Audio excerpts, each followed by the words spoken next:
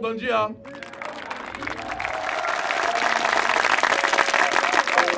À chaque fois que je vois des frères et des sœurs nous parler d'indépendance, alors que les accords de la France-Afrique sont plus que jamais encore valables aujourd'hui, j'ai toujours les larmes qui coulent de mes yeux. Elles coulent de manière abondante.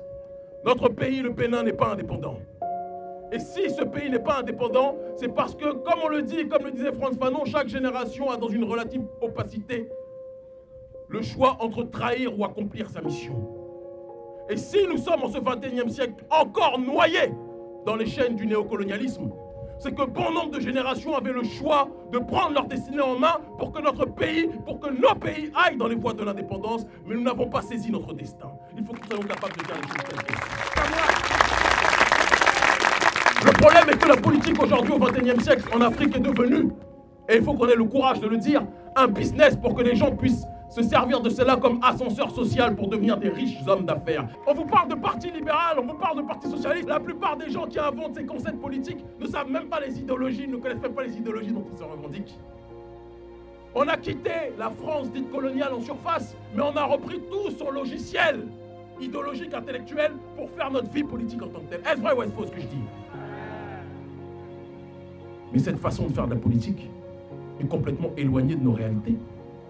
La plupart des politiciens, quand on leur demande le salaire moyen de la population, ils sont incapables de le dire. Même en Europe, en France, dans un pays qui est censé être un pays riche, les ministres ne gagnent pas ce qu'ils gagnent. Est-ce que je vais passer mon temps à attaquer le gouvernement parce qu'il gagne trop? Non. Il y a une façon civilisée de parler à des dirigeants. Cette façon civilisée, ce n'est pas de tout casser. Ce n'est pas de créer l'anarchie. Ce n'est pas de tout briser. Ce n'est pas d'injurier. Je ne veux pas que nous soyons dans cette démarche-là. Parce que quand on fait ça, c'est nous-mêmes que nous abaissons. Certains d'entre nous sont des futurs pères et des futures mères de famille.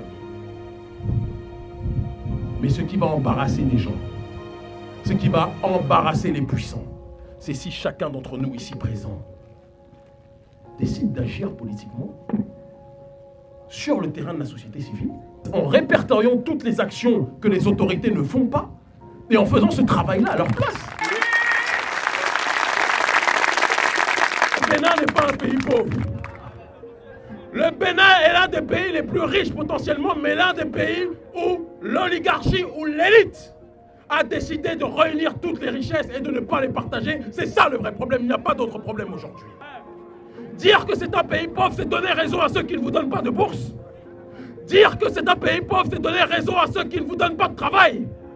Dire que c'est un pays pauvre, c'est donner raison à ceux qui ont décidé, quelque part, de quitter le Bénin, de risquer l'esclavage en Libye, de traverser la Méditerranée pour vivre une vie d'esclave par la suite en Occident. Il y a diverses façons de renverser un système. On peut renverser un système sans casser quoi que ce soit. On peut renverser un système ou terroriser des gens sans faire mal à qui que ce soit physiquement.